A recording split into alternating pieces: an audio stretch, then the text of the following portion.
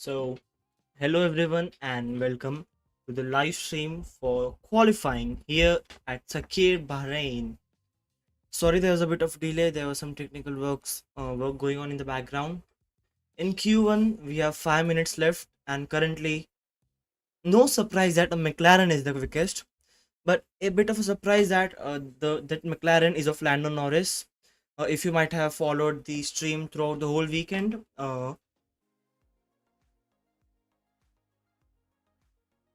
and sorry for the lag there. I mean, there was a technical issue which I've been negating throughout the whole weekend, but still I'm not able to get over top of it. So yeah, thank you for the patience to whoever sticked in throughout this torrid times. To be honest, as I was saying, we have now 4 minutes left in the first part of qualifying here, and a McLaren is quick, but it's not Landon. It's not Oscar Piastri, but it's Lando Norris. We all know, traditionally, looking at the pace of McLaren, always Oscar Piastri is a bit slower than Lando Norris when it comes to quali pace. Last season, in the teammate head-to-head, Lando Norris beat Oscar Piastri 20 to 4. Yes, 20 in favor of Norris, 4 in favor of Piastri. Might seem quite shocking at the first glance. It felt quite shocking to me when I read it, but yeah, looking at how much amount of poles Lando had last year, whilst Oscar had none. So Lando Norris, in the McLaren battle in qualifying at least, always has the upper hand and currently is quickest. Oscar Piastri sits in P2, and next up in P3 we have Charles Leclerc. Good to see a Ferrari up there into the top three spots. Obviously, talking of Ferrari, they have brought quite a lot of major upgrades coming into this weekend. Especially the floor was the highlights of the upgrade package. But in the Ferrari garage, there have been tales of two parts. Just a second, I think the track map might just have paused here. I will just reload it so that it works. Yeah, it is back to working now. As I was saying, in the Ferrari garage, it has been a tale of two halves. For the Leclerc side of garage, it has all been not just plain smooth sailing, but at least a bit better. Leclerc currently in P3, 3.5 tenths behind McLaren. Not bad at all, considering how much ahead McLaren were in the start of practice. Good. And here is Ollie Bevan on screen. I think so. Reconnection successful again. Sorry for the lag there. I mean, it's quite awful. There's technical difficulty. But talking of Ferrari, the Leclerc side of garage is quite happy, and currently Charles Leclerc is the only driver who is not out on track and is in the pit lane. So yeah, the confidence clearly seen in that part of garage. But in the Lewis Hamilton side, Lewis Hamilton obviously scored Ferrari's first pole, technically in the sprint race in China, but at the moment doesn't seem to be quite happy with the car. Is P8, but still is throughout the whole weekend has been like around 4 tenths slower than his teammate Leclerc. So yeah, a lot of work to be done there in the Hamilton part. As the final parts of the qualifying is now underway, the final runs. But interesting thing to note here is currently the driver in P19 is Max Verstappen, and in P20 is Yuki Tsunoda. So we'll keep an eye on them how the laps unfold. As here is Isaac Hadja, who will be next to cross the line. Hadja moves up to P5, has been strong throughout the whole weekend and solidifies his position into Q2. The next driver is Max Verstappen, who just begins his flying lap. We'll keep an eye on Max's lap times, how it progresses. Meanwhile, in Sector 1, Lewis Hamilton sets the fastest first sector of the whole session. A bit twitchy there for Max Verstappen out of the first few turns. Not great, but still, I think it will work for Red Bull. Let's see what his Sector 1 split is here for Max. 29-1 for Lando. And matching Lando Norris is Max Verstappen through Sector 1. Let's see what Yuki Tsunoda is able to do as Lewis Hamilton now moves up to P2, 10 behind Lando Norris, and well and truly into the second part of qualifying now. Good lap for Yuki. Just a half a tenth slower than Lando through the first sector. Max Verstappen now negating down the turn 10, possibly one of the most difficult corners on the whole calendar. Foot to the floor, DRS on, into the sweeping left-hander. The lap seems good to be Max and Yuki till now. Further back, Alex Albon is on a good lap as well. Currently, the drivers at risk are Stroll, Behrman, Albon, Verstappen, and Tsunoda. Through the second sector, Max Verstappen is 8 tenths over Bortoletto's time and around 2 tenths slower than Norris's best lap. Let's see what lap time is able to do here. Will be interesting to see what lap time Yuki does because it's quite crucial for him as well.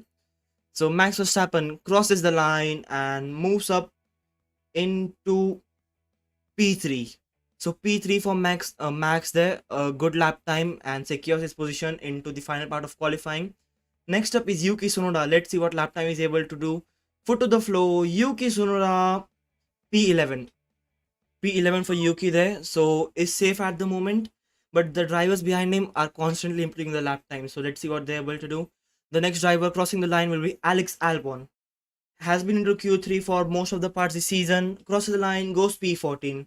Fernando Alonso, the next driver to cross the line, moves up to P12, pushes Yuki Tsunoda down to P14. Esteban Ocon improves Yuki Tsunoda down to P14 now. Nico Hulkenberg improves his lap time, moves up to P15, and that's it. That is it for the first part of qualifying. And Yuki Tsunoda by the barest of all margins. What's the gap? 2 tenths. It's not still quite close, but still by 2 tenths makes it through to the second part of qualifying. And the drivers who have been knocked out are Albon, Lawson, Bortoletto, Stroll, and Oli Behrman is the slowest of all. Lando Norris is the quickest, and Lewis Hamilton is second. Well, that was a great quali. I mean, obviously the result is quite obvious. How is doing fifth? Is the question from Naba, and that's my exact question as well. Duan in fifth, Gasly in eighth. Great, great performance from the Alpines there. Looking at the okay, so Albon radio. Albon, I think, had a front lockup into turn 4, which cost him like around 2 tenths of lap time. In turn, costing him the chance into Q2 there. Not very happy there, Alex Albon. And in terms of my fantasy team as well, that's not quite great. I had Albon and Behrman both in my fantasy teams. No worries, there is a long race to come.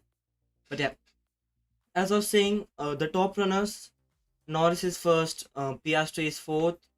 No obvious shocks there. The McLaren seemed quick throughout the whole weekend. Just a bit shocked that Norris is the leading McLaren and not Oscar. The Ferraris, as I said, have brought a major set of upgrades, and the upgrades till now seem to be working quite well. Oscar Piastri is sorry, Lewis Hamilton is P2, Charles Leclerc P7, and Leclerc, as you can see on his screen, is the fastest driver in terms of the straight line speed. So the upgrades working quite well for Mercedes. I think they might be a bit not happy because it was speculated that this might be a good track for the Silver Arrows. Still, first part of qualifying, Antonelli in 6th and Russell in 9th at least made it through the second part of quali. And then we have the Red Bulls who left it to the last few minutes, a slight bit of error from any driver, and they are knocked out. So, but yeah, Max Verstappen, we all know, has nerves of steel. P3 on his attempt. Yuki Tsunoda, on the other hand, that was quite scary. P14 just about made it into Q2. If Yuki would have been knocked out into that second part of first part of qualifying, I don't know what Red Bull would have done because they have tried Lawson, he didn't work out. They tried Checo, it didn't work out. So would they have promoted Hadja and destroyed his career? I think so. So yeah, Yuki at least making it out from the first part of qualifying. Another big, just a second. Sorry, I had a sneeze there. So yeah, another standout performance. Carlos Sainz has been outqualified by his teammate Alex Albon throughout the whole part of the season, but makes it through into Q2. P11, Albon, as I said, made a huge mistake into turn 4, which cost him like around 2 tenths, 2.5 tenths. Could have been easily made it into Q2, but yeah, is knocked out. But the biggest surprise of all, which I think you guys will agree as well, the Alpines, the second slowest car on the current grid, which I feel the only team who have not scored a point in the current season. P5 for Jack Doohan, the driver who people think will be kicked out before the mid-season break, and Pierre Gasly in P8. If this is the real pace of Alpine, I mean, I'll be shocked. Is it just a one race wonder, or is are the upgrades on Alpine finally working?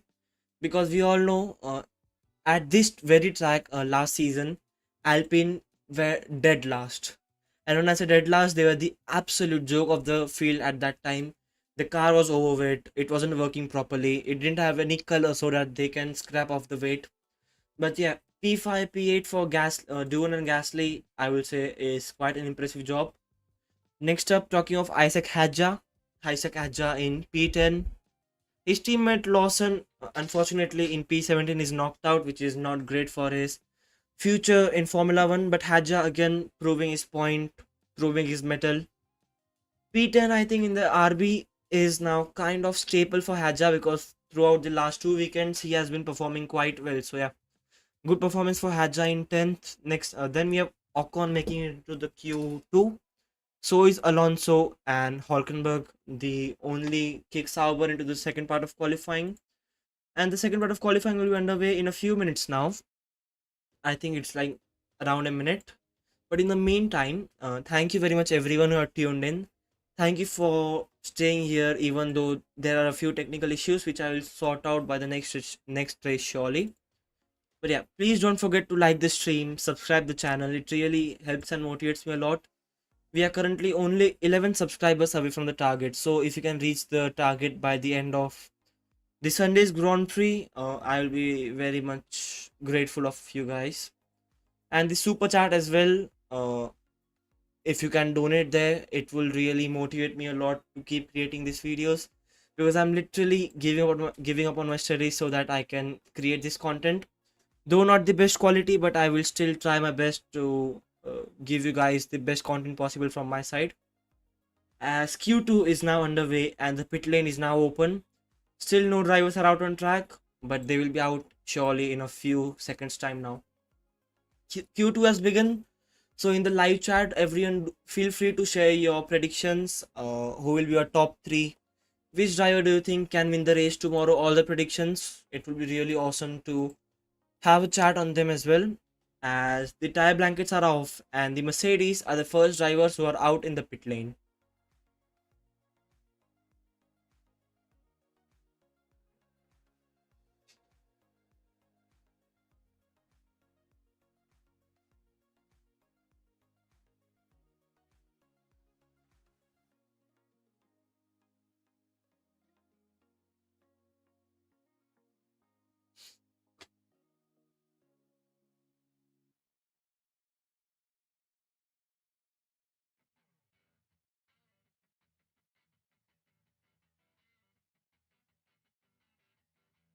So in Q1, talking of the tire sets, it was only the two McLarens of Norris and Piastri and Charles Leclerc. These were the only three drivers who made it out of Q2 on a set of just one set of soft tires.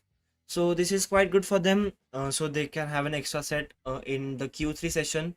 And if there is a red flag or something like that, they can capitalize it using the new set. 13 minutes to go in the Q2, and the drivers are starting their outlap now. Talking of the tire strategy, usually, like historical, if you see the historical data, Bahrain around Sakir has been a tire screamer, to be honest with you. Even though it's not a night race, not a day race, but in the night race the temperatures are still quite high, and the tire compounds which parallelly bring onto this track are these in the softer range. So because of this, the tires wear out a bit faster, but still the softer tire has much higher preference as compared to the hard tires. So traditionally the strategy around here works like soft hard soft, or a soft medium soft, or a soft medium medium, but a soft tire is preferred for the race because in night time the track temperatures don't soar up as high as 40-50 degrees as they do in the daytime. So yeah, soft tire is preferred by a lot of teams for the race pace as well.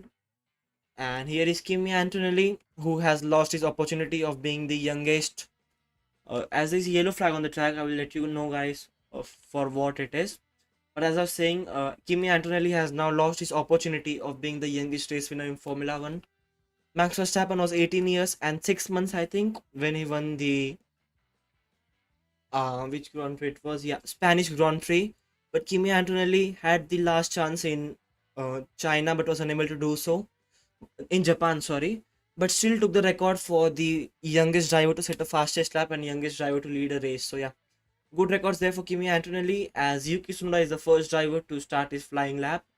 There's a yellow flag in sector 1, and I think that's for Ocon. Esteban Ocon is slowing down a bit. Red flag. So red flag, red flag. I will let you know, guys, what the exact reason is.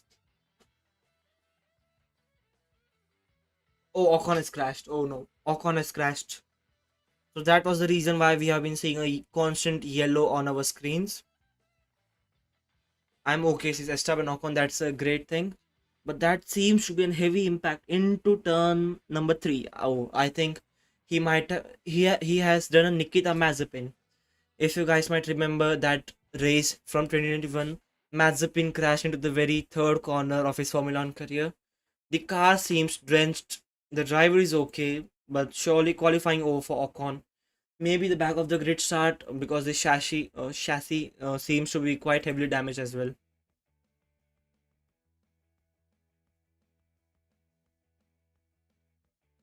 If I can show you the footage, it will be very much ideal.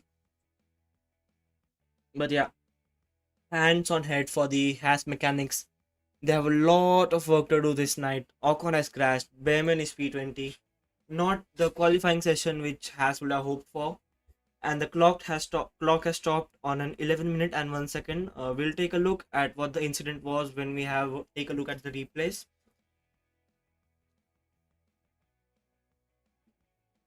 Looking at the car's state at the moment, it seems to be quite a nasty crash.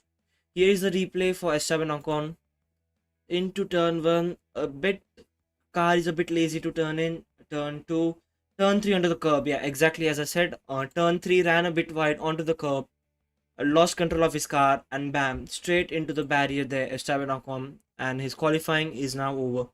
And that was quite a heavy high speed crash as well. So yeah, we might need to take a look at the barriers, the conditions as well. So this might take a bit longer to restart as compared to the normal starts. But what this does is, for the drivers who already started their flying lap, first of all, it ruins that. I think there were only two drivers, Tsunoda and Hulkenberg. So this ruins their flying lap. And also what it does is, the tires are a bit older for those guys now because they have had to do an extra lap around the track as compared to the likes of maybe Gasly or Sainz who only had to do a lap. So not great for Yuki, especially the who by this barest of all margins made it into Q3. And a fun fact, I think it's not that fun, but throughout this whole season, a Red Bull, only a single Red Bull has made it through the third part of qualifying, and that is Max Verstappen. I mean the sample size is small, but still, come on, Red Bull. Only Max Verstappen has been able to take that Red Bull to the third part of qualifying, and he has been the only point scorer for Red Bull. So yeah, not what Red Bull would want, especially for the constructors championship point of view. But if their focus is the drivers championship, then I think it's a good state. So the red flag is out, and the teams are now in the garage.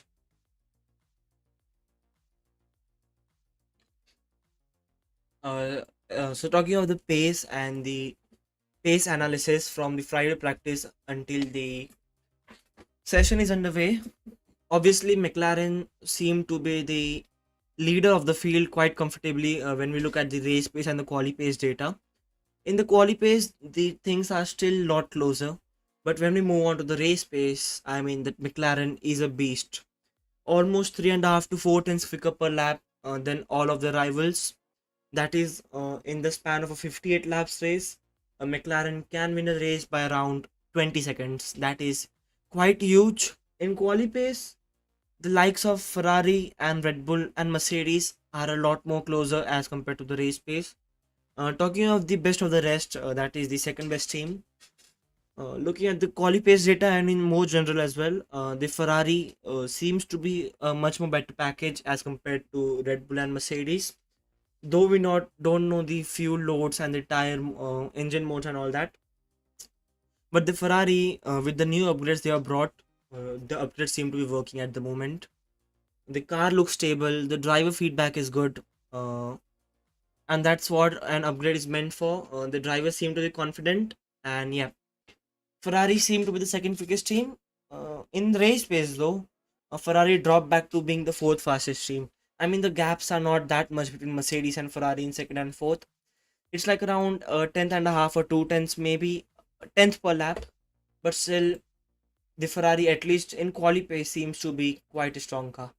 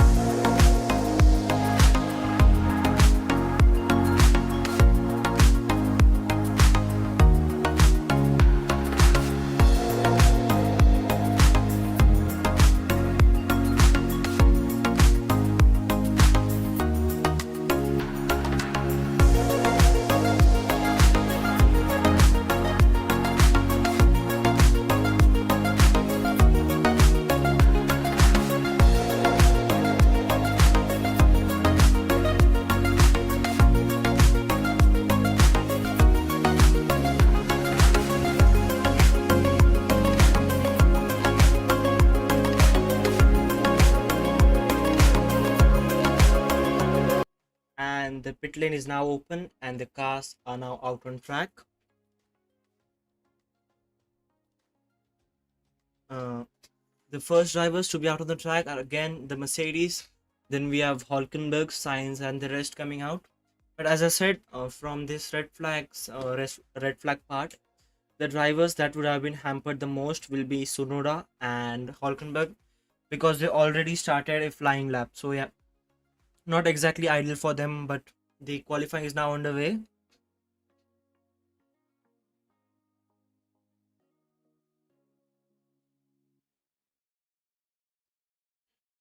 Talking of the track itself, I think Bahrain has in the past held quite a lot of iconic races to which comes to a memory.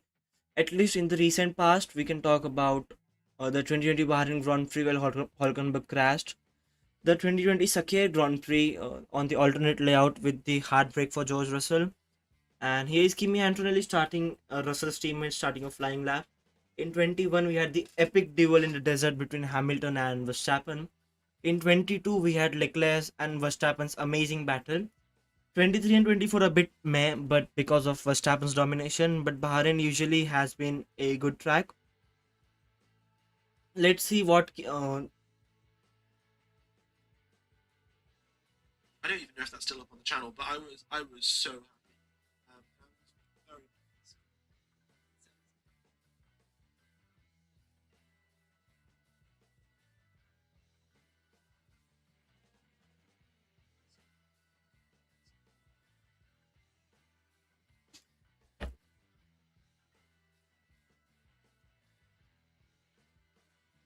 So in the live chat, please guys drop some questions because I'm not exactly a commentator to commentate only seeing at the cast. So some questions will be great.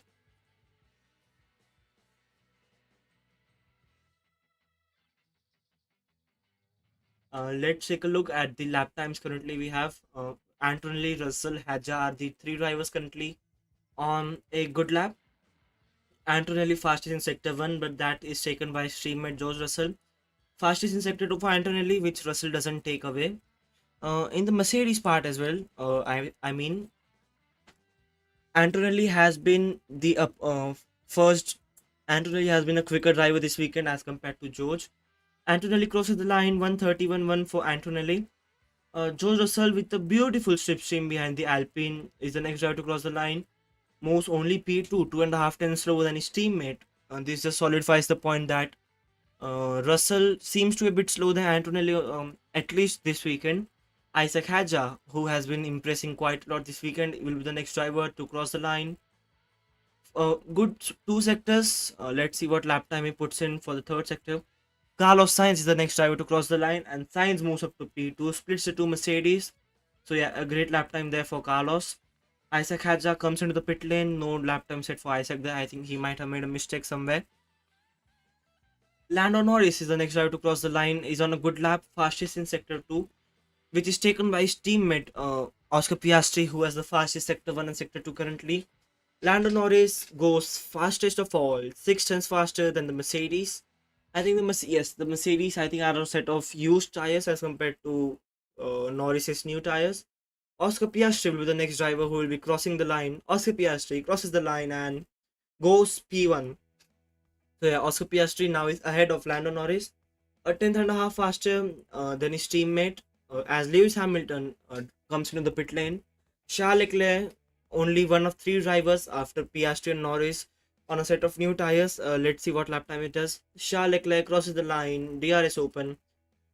Fastest third sector, but interestingly, is 6 tenths behind the McLarens, which is quite a huge gap to be honest with you. So the first runs in the Q2 session are done, and only 9 drivers have set a lap time. Out of them, Piastri is the quickest, 1 minute 30.4, and Lando Norris is P2, a 10 behind the McLaren of his teammate, which is quite good at least for us as audiences.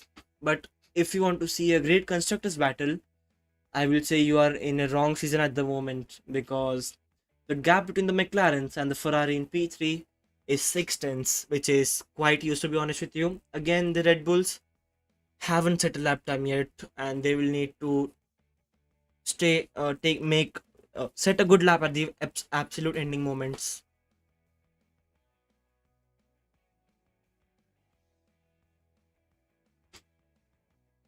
All right, so Haja hasn't set a lap time yet. So is Hulkenberg, Hamilton, Ocon, Alonso, and Tsunoda. And I think what ideally should be the drivers who should be knocked out are Gasly, Doohan, Sainz, Alonso, and maybe Haja. Uh, or maybe Hulkenberg, Doohan, Gasly, and we can go for Ocon and Alonso. But this is Formula One, and I'm quite worried for Yuki, especially because he wasn't that great in Q1. We all know he was knocked out in Q2 in Japan as well.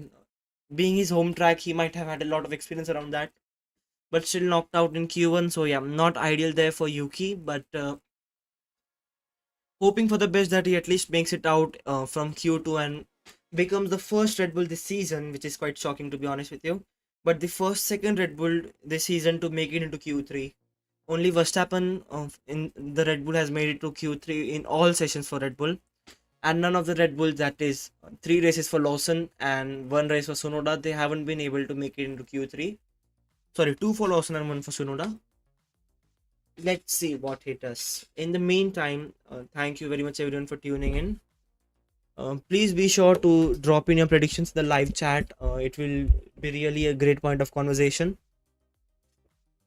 George Russell currently on track, a second slower than the fastest time of Oscar Piastri, but obviously Oscar Piastri and Piastri, Norris, and Leclerc, that is a top three, were on a set of new softs, whilst the rest were on a set of used tires.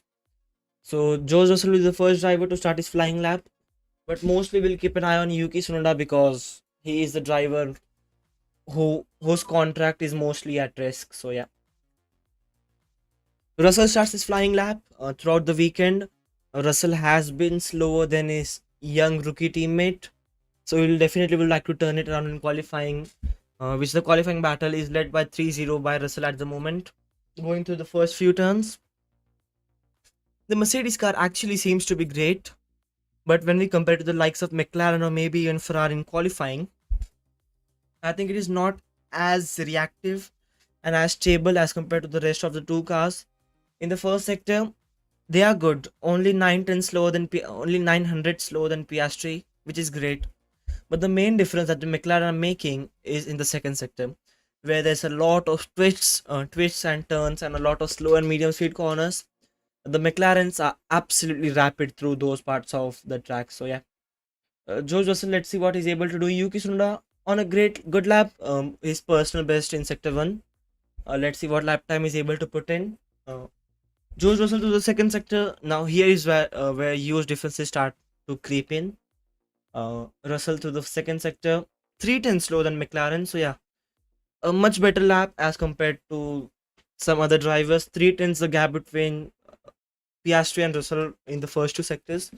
Let's see what he's able to do in the final sector. A bit of slipstream there from Carlos Sainz Williams. Russell a bit twitchy in the final corner, crosses the line and moves up into P3. Fastest sector 3 again for George, but a great lap time moving up to P3. I think he will be quite happy with it. Next up, we have Yuki Tsunoda crossing the line. Yuki goes P6. That's a good lap. I'm not sure if that might be enough to make it through the second part of qualifying, third part of qualifying, but still is a great lap. Lewis Hamilton crosses the line, moves up to P5, pushes Yuki Tsunoda down to P7. Pierre Gasly of all people is on a great lap, fastest in sector 2. Isaac Hadja is the next driver who will be crossing the line, goes P8, so stays behind Yuki Tsunoda, and the chances of Yuki getting into Q3 are increasing. Pierre Gasly, I think, is surely going to the top 3 at least, because that is an absolutely amazing lap from Pierre there. Gasly, P3. Take a bow, man. What has happened to that Alpine, I'm not sure, but P3 for an Alpine is definitely the last thing I would expect. Max Verstappen goes only up to P7. Might be safe looking at the drivers who are yet to set a lap time, but Red Bull definitely not where they would have expected them to be. Next up, we crossing the line, we have Fernando Alonso, who is battling with his car in the final corner. Yuki currently in P9. Alonso moves up to P14. So yeah, Yuki is safe from another driver. The drivers yet to set a lap are Sainz and Hulkenberg. Hulkenberg not going that great. Carlos Sainz crosses the line, moves up to P6 and pushes Yuki Tsunoda down to P10. So Yuki very much at risk of getting knocked out now. Hulkenberg is not on a great lap, but Doohan is. Jack Doohan is on a great lap. If he's able to, I think, put together, Yuki Tsunoda might be knocked out by an Alpine in the second part of qualifying. Hulkenberg moves up to P13. Jack Doohan is the next driver crossing the line. Stays P11. Yuki Tsunoda makes it through to the third part of qualifying only by 17 milliseconds. Charles Leclerc is the next driver. I think he'll be completing his lap. Leclerc crosses the line. P6 for Charles Leclerc, P8 for Hamilton. But Yuki Tsunoda makes it through to the third part of qualifying. Well, that's good. That's a great quality for Yuki, being the second Red Bull to make it through to the third part of qualifying. Jack Doohan, by the barest of all margins, 5 tenths slower than his teammate, 17 milliseconds only away from making it through and making it a double Alpine Q3. But still, Alonso radio. Okay, so yeah, Alonso has been saying the result is maximized, and obviously one of the least motivated Fernando radios I've ever heard. But yeah, Yuki is through, and that's a beautiful sight, to be honest with you. So the two McLarens, the two Mercedes, the two Ferraris, the two Red Bulls, Williams of Sainz, and Alpine of Pierre Gasly into Q3. But boy, oh boy, let's talk about Pierre Gasly. I mean, leave everyone else. Only one way of watching. Come on. I mean, we should leave everyone else. But talking of Pierre Gasly himself, just honestly tell me how many of you guys might have predicted Gasly to be in P3 in qualifying. I mean, there will be only 0.5% of you, because that seems to be absolutely unreal. Pierre Gasly out qualifying both the Mercedes, both the Ferraris, though it's Q2, but still Mercedes, Ferrari, both the Red Bulls. Absolutely mega there for Gasly. Now, this is the same Gasly we all know at the end of last season, who used to produce some stunning results. I think he was P5 in Las Vegas and P6 in Qatar, something like that. So yeah, great performances from the Alpines there. Duon, I think, in P11. Just a second.